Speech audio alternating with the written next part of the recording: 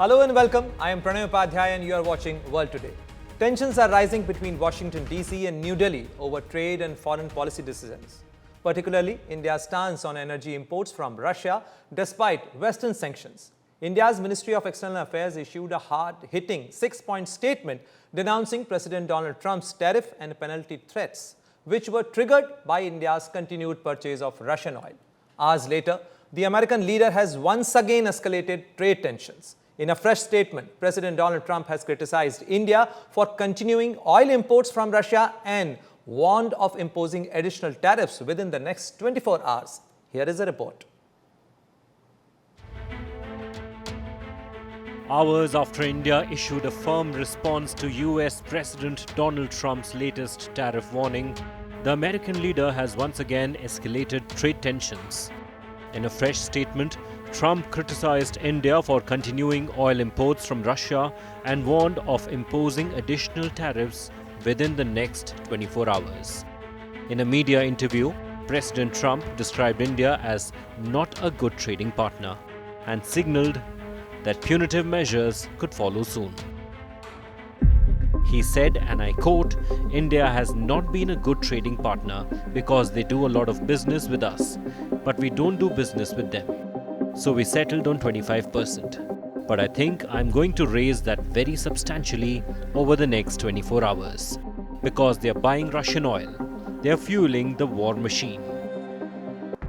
The height of hypocrisy lies in the fact that while India is only the second largest importer of Russian oil behind China, which remains Russia's top buyer, Trump continues to single out and threaten India with tariffs over its energy dealings. Meanwhile, his stance on China, despite its far deeper economic ties with Russia, remains notably soft. While Trump criticized India in his interview, he praised the US-China relationship, stating, "We have a very good relationship. I'll end up having a meeting before the end of the year, most likely if we make a deal. But we are getting very close to a deal. We are getting along with China very well. China is very reliant on the United States." The comments came amid rising strains between Washington and New Delhi over trade and foreign policy decisions, particularly India's stance on energy imports despite Western sanctions on Russia. India's Ministry of External Affairs issued a hard-hitting 6-point statement denouncing President Trump's tariff threats, which were triggered by India's continued purchase of Russian oil. The statement not only exposed the blatant double standards of the West, but also sent a powerful message that India will pursue an independent foreign policy rooted in national interest, unfazed by pressure or threats. The MEA's 6-point reaction came hours after Trump took to his social media and accused India of buying massive amount of Russian oil and selling it in the open market for big profits, and promised to impose fresh tariffs on New Delhi. The MEA statement directly called out on Western hypocrisy. Its 6th point, which referred to India as a major economy, was a sharp counter to Trump's earlier dismissal of India's economic stature, where he referred to Indian economy as dead. The European Union too was not spared. The MEA's statement made clear reference to the EU's ongoing trade with Russia, even in non-essential goods and services. This came in response to recent comments by NATO Secretary General Mark Rutte, who in a threatening tone warned India of 100% secondary sanctions if it continued its energy trade with Russia. If you are the president of China, or the prime minister of India, or the president of Brazil, and you are still trading with the Russians and getting the oil and the gas in, and you sometimes even resell it for a higher price, know that if this guy in Moscow doesn't get serious about peace talks, I will slam secondary sanctions on you of 100%. Meanwhile, India's External Affairs Minister S. Jaishankar too reiterated the need for a fair and multipolar global order. We live in complicated and uncertain times. Our collective desire is to see a fair and representative global order, not one dominated by a few. That quest is often articulated as political or economic rebalance. India's friend and ally Russia has voiced strong support for New Delhi. The Kremlin has criticized Washington's threat of additional tariffs, calling it an example of illegal trade pressure. We hear many statements that are in fact threats, attempts to force countries to cut trade relations with Russia. We do not consider such statements to be legal. We believe that sovereign countries should have and do have the right to choose their own trading partners, partners for trade and economic cooperation, and to choose for themselves the forms of trade and economic cooperation that are in the interests of a particular country. With India's firm message to Washington and President Trump's 24-hour ultimatum deadline, all eyes are now on how the two strategic partners navigate this diplomatic and economic standoff and whether their decades-old friendship can withstand the strain. With Neha Kumari, Bureau Report, India Today.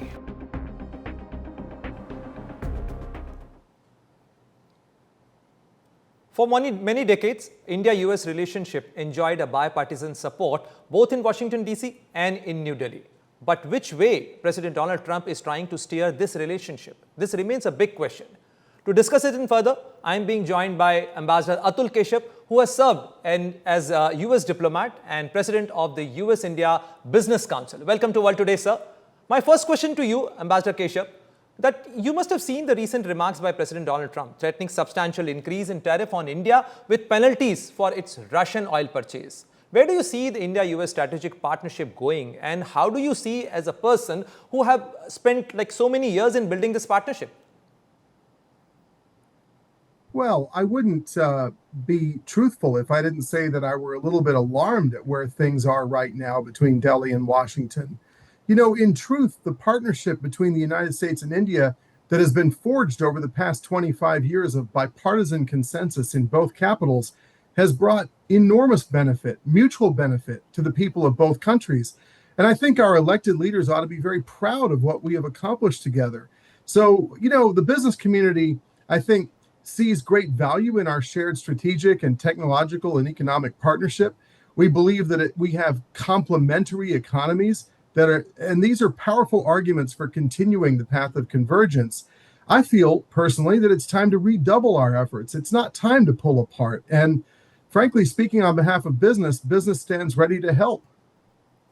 Absolutely, Ambassador Keshav. That's why many people are also surprised in India. But you must have seen the MEA statement wherein Indian government has called out the United States as well as the EU for their own trade dealings with Russia, pointing out double standards. Do you think this would help President Donald Trump to look at reason over rhetoric in India-US relation? And would you call it a fair pushback by India to maintain a strategic autonomy?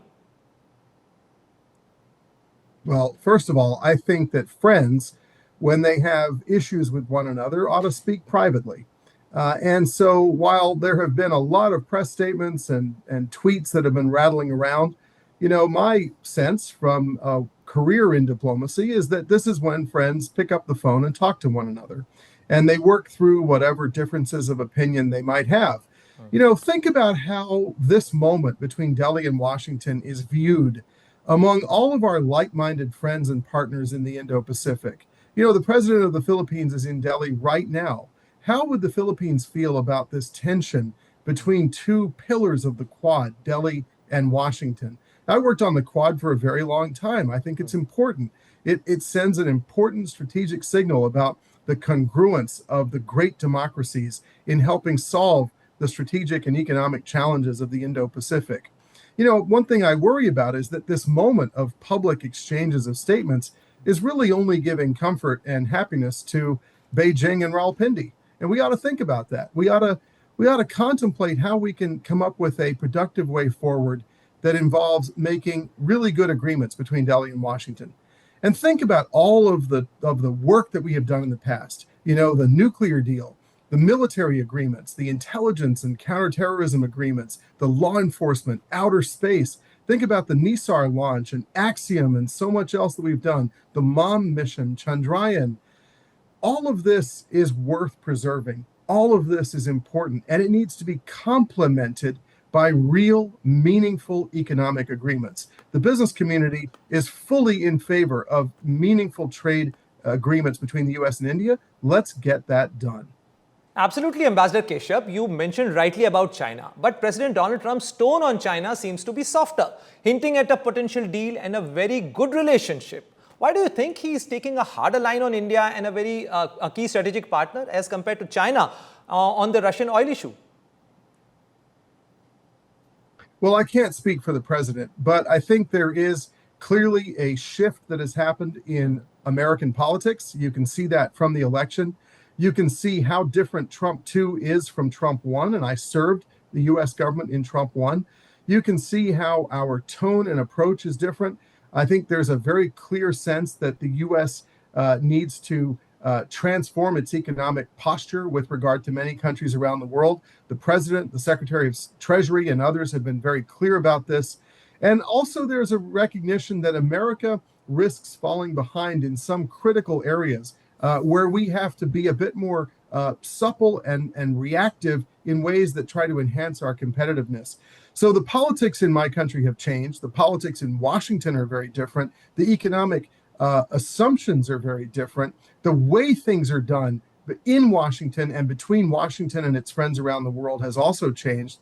And I think this is where a really smart country like India that has a very great deal of knowledge and exposure to Washington and to America, also needs to pivot a little bit and adjust its posture in how it deals with Washington. Absolutely, Ambassador Keshav. A lot of things have changed in Washington, D.C. But with President Donald Trump's deadline for a Ukraine-Russia peace deal looming and his tariff announcement going into effect from August 7th, what concrete steps can India and United States take to strengthen their partnership and avoid a diplomatic fallout? Well, so we've been talking about this, informally for months. And I think that the two governments, first of all, had a very useful trade negotiation.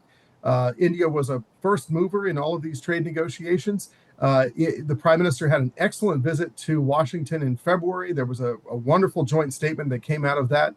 But we need to go back to where that was. We need to go back to that spirit of technological, economic, and strategic collaboration between the United States and India. It's too important to squander. 25 years of effort have gone into this collaboration up to this point. It will only benefit our shared enemies if we now have a sharp difference of opinion that causes us to draw apart. So you mentioned Europe and Russia and China. My sense of this is if the two greatest democracies on earth do not set the standards for trade and technology, supply chains, strategic issues over the course of this century, then our enemies will. And it will be to our shared disadvantage and to our shared detriment. So look, the Europeans, I can't speak for them, but they have given a lot of armaments to Ukraine. They've given a lot of money to Ukraine, a lot of political solidarity to Ukraine, even as they've tried to wean themselves off of Russian oil because of the strategic entanglement that it creates with Russia and the strategic compromise that it creates with Russia.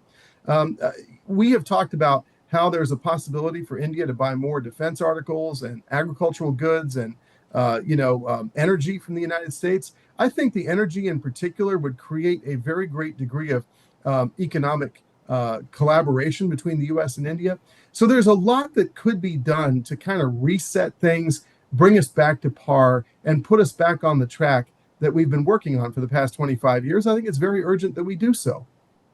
I absolutely agree with you, Ambassador Keshav, that a lot of things can be done in India-US partnership, India-US relationship, but not with the tone and tenor of President Donald Trump. Thank you very much for joining with us and sharing your perspective, Ambassador Keshav. Thank you very much. And let's move on to another story, because President Donald Trump is not only hitting out at India, but he is also engaging with other world leaders as well. After a fierce exchange of words between former Russian President Dmitry Medvedev and US President Donald Trump over social media, Russian leader Dmitry Medvedev blamed NATO countries for abandoning a moratorium on short and medium-range nuclear missiles and said Moscow would take further steps in response. Let's have a look at this report. Former Russian President Dmitry Medvedev blamed NATO countries for the abandonment of a moratorium on short and medium-range nuclear missiles and said Moscow would take further steps in response. Medvedev, who has been engaging in a war of words on social media with U.S. President Donald Trump, commented after Russia's foreign ministry said Moscow no longer considered itself bound by the moratorium on the deployment of short and medium-range nuclear missiles. В России больше нет никаких ограничений. Russia no longer has any restrictions in this regard. Russia no longer considers itself limited by anything. That means Russia feels entitled to take appropriate action and make appropriate steps if needed. Соответствующие меры. Делать соответствующие шаги. Medvedev, who now serves as deputy head of Russia's powerful Security Council, did not elaborate. The US had withdrawn from the Intermediate Range Nuclear Forces Treaty in 2019, citing Russian non-compliance. Russia has since said it would not deploy such weapons provided that Washington did not do so. Medvedev, seen initially in the West as a potential moderate and reformer, has become one of the most hawkish senior officials on foreign policy in Moscow.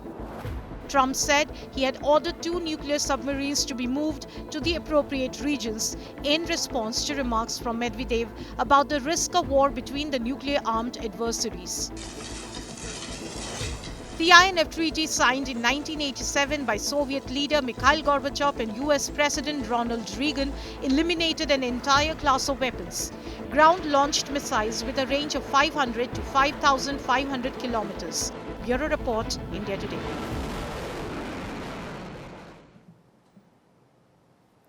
And now let's talk about an old friend of President Donald Trump with whom he had a fallout. Yes, we are talking about Elon Musk. Tesla board has decided to give its CEO Elon Musk another huge payday. The company's latest CEO pay package, worth about $29 billion, comes several months after the Delaware court rejected for a second time Musk's 2018 Performance Award following a shareholder lawsuit. Musk is currently appealing the order. In a letter to shareholders, Tesla said that Musk has not received a meaningful compensation for 8 years and that its legal efforts continue to reinstate the 2018 pay package, adding that there is no clear timeline for resolution. And now let's move on to another big story.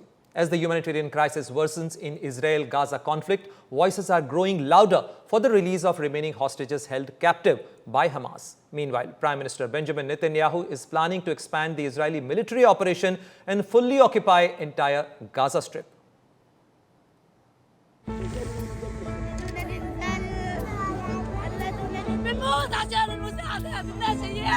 As clamor grows for an immediate end to the war in Gaza and the return of the remaining hostages, Israeli Prime Minister Benjamin Netanyahu is planning to fully occupy the Gaza Strip. The decision will be taken in his war cabinet. These achievements, of course, are behind us, but it is still necessary to complete the defeat of the enemy in Gaza, to release all our hostages, and to ensure that Gaza will no longer pose a threat to Israel. We are not giving up on any of these tasks. We will do it together through the great sacrifice of our male and female fighters. The plan aims to expand military operations across the enclave. There is intense pressure on Netanyahu to allow humanitarian aid into the enclave, preventing deaths from malnutrition. The opposition has attacked the government for its inaction and inability to free the hostages. This government is against the Israeli interest of freeing the hostages, finishing the war, and starting the recovery process, which is so badly needed for the Israeli society and for the people in Israel. Earlier, Hamas had released video of Israeli hostage Aviatar David. The video shows David appearing skeletally thin. Another video of Israeli hostage Rom Braslavsky was also released by Hamas, which showed him saying he was suffering from physical pain and in severe mental distress. Referring to the video's release, Israeli Foreign Minister Gideon Sa'ar called the international community to raise their concerns on the hostage crisis. This past weekend, Hamas and Islamic Jihad cruelly released horrifying videos of our hostages, Aviatar David and Rom Braslavsky. The world witnessed their terrible condition, starved, tortured. Eviatar was forced to dig his own grave. The world saw the thick arm of the well-fed terrorist next to the starved and tortured Eviatar. Days ago, U.S. Special Envoy to the Middle East, Steve Witkoff, visited Gaza aid site. He also met families of the Israeli hostages.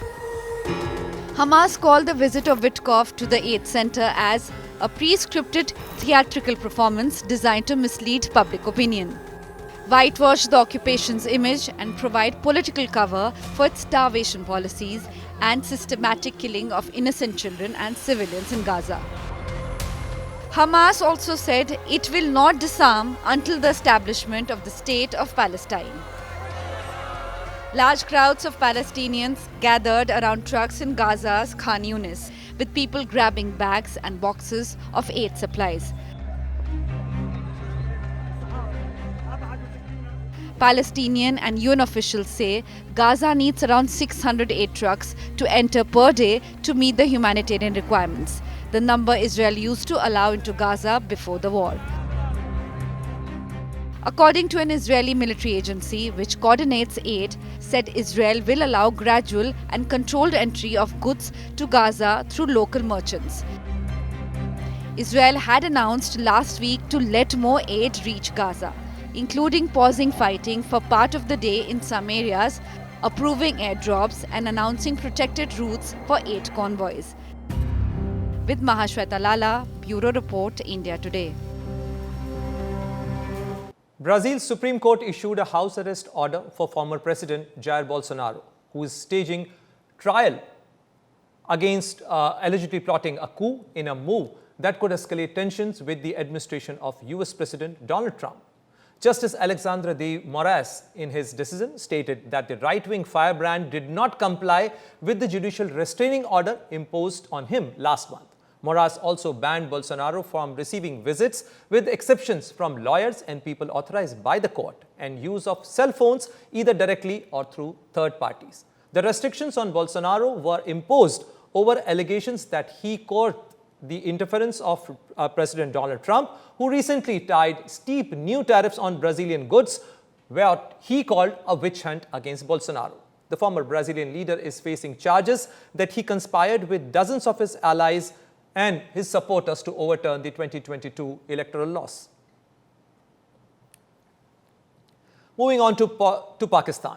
Police fired tear gas to disperse the supporters of Pakistan's main opposition party, Tehreek-e-Insaf, in Karachi on the second anniversary of the jailing of party leader and former Prime Minister Imran Khan. Police in Pakistan arrested more than 150 activists of the main opposition party holding protests across the country. Security officials and police have informed media that these arrests have been made due to security situation. Islamabad and nearby Rawalpindi remained quiet, with heavy police deployment on main roads. Videos shared by the PTI's media wing showed demonstrations in various locations.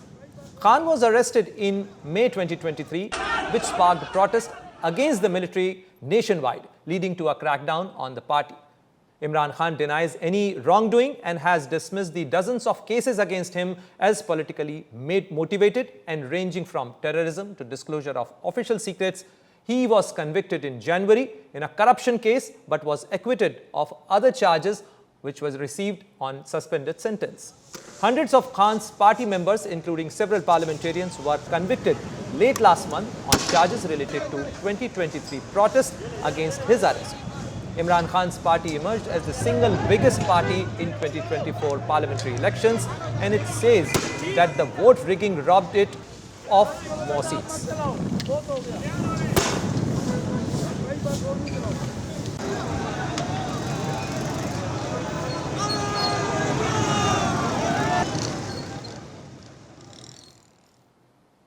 And that's all we have in today's edition of World Today. For more international stories, do log on to India Today Global on YouTube. Take care and good night.